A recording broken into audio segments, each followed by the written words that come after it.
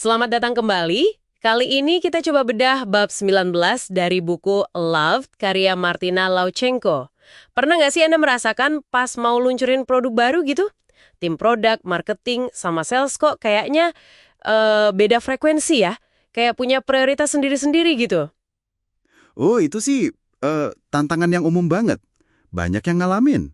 Nah, kabar baiknya, bab 19 ini ngasih solusi yang menurut saya cukup elegan. Kanvas produk go-to-market satu lembar. Atau bahasa Inggrisnya One Sheet Product Go-to-Market Canvas. Satu lembar ya. Iya, intinya ini kayak kerangka kerja satu halaman gitu, buat memastikan semua rencana go-to-market Anda itu nggak cuma taktis, tapi benar-benar strategis. Nyambung sama tujuan bisnis, terus juga realistis sama kondisi pasar. Oke, jadi kayak dapat contekan strategi tapi ringkas banget dalam satu halaman. Di buku kan pakai analogi puzzle ya. Kanvas ini jadi semacam pinggian puzzle-nya gitu. Tepat, analogi itu pas banget.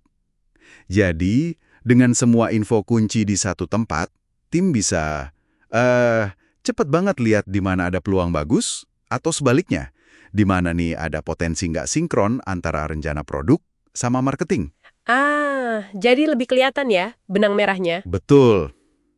Ini juga bantu semua orang tetap fokus ke hal yang paling penting.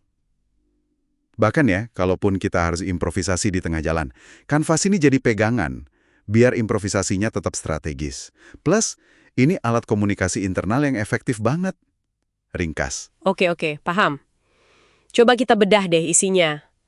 Apa aja sih elemen penting yang wajib ada di kanvas satu lembar ini? Apa cuma daftar kerjaan aja? Wah, jauh lebih dari itu. Ini bukan to-do list, tapi lebih ke peta strategis. Biasanya nih, ada beberapa bagian utama. Pertama, kerangka waktu. Seringnya sih dibagi per kuartal, biar lebih terukur. Oke, per kuartal. Terus? Kedua, lingkungan pelanggan atau eksternal. Nah, ini penting nih. Isinya bukan cuma tren pasar umum, tapi hal-hal spesifik kayak, ada event industri besar apa? Atau mungkin kompetitor mau rilis apa? Atau ada regulasi baru? Pokoknya yang relevan sama timing kita. Jadi konteks pasar yang benar-benar ngaruh saat itu ya. Sip. Lanjut? Iya. Terus ada pencapaian produk atau produk milestones. Ini ya jelas kapan fitur-fitur utama dirilis atau komitmen produk lainnya jatuh temponya kapan. Rencana rilis intinya ya. Terus strategi pemasaran. Nah, ini ngomongin tujuan besarnya. Misalnya, kita mau jadi thought leader di niche ini atau mau fokus perkuat loyalitas pengguna yang udah ada. Jadi bukan cuma aktivitasnya, tapi goalnya apa? Strategi tingkat tingginya dulu ya. Benar.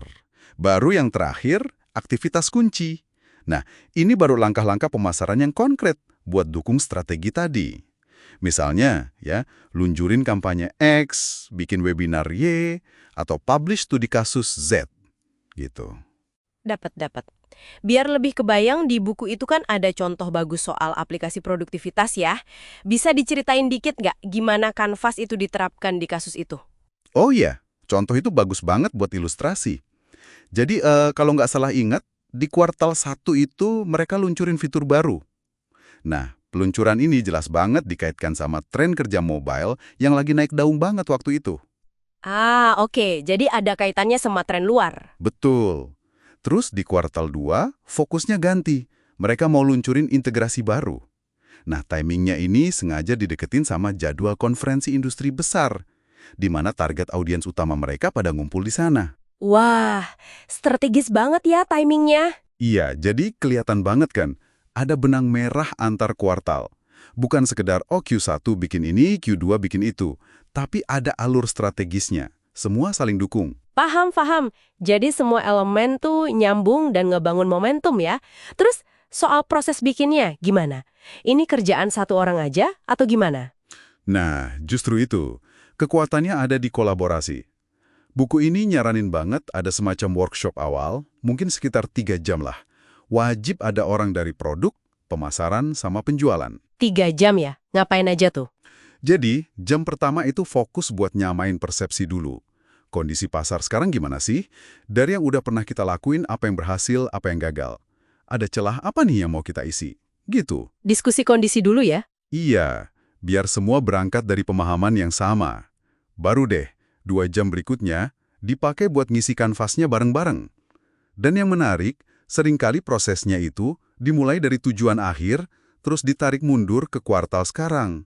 Oh, jadi mikirnya mundur ya dari end result yang diinginkan.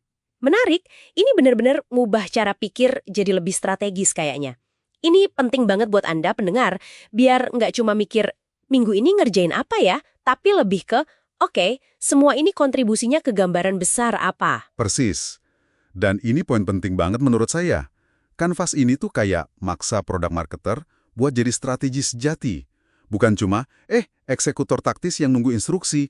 Ini bikin kita mikir kenapanya di balik tiap aktivitas go-to-market. Biar nggak cuma jadi tukang bikin brosur dadakan gitu ya. Ya, bisa dibilang gitu.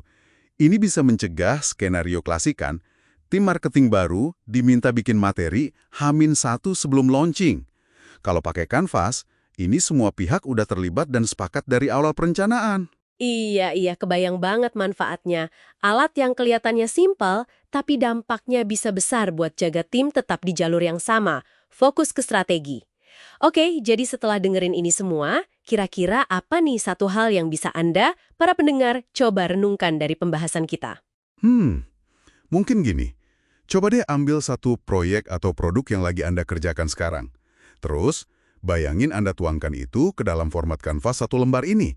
Kira-kira, elemen mana ya yang paling susah buat Anda definisikan dengan jelas? Atau mungkin paling sulit buat disepakati bareng tim lain? Elemen mana yang paling menantang gitu ya? Iya. Apakah pemahaman pasarnya yang masih abu-abu? Atau menentukan strategi pemasarannya yang jangka panjang? Atau justru memecah strategi itu jadi aktivitas kunci yang konkret dan terukur? Menurut saya, nemuin titik yang paling menantang itu udah jadi langkah awal perbaikan strategi yang bagus banget. Wah, itu pertanyaan refleksi yang bagus banget. Semoga pembahasan kita kali ini bermanfaat ya. Sampai ketemu lagi di kesempatan berikutnya.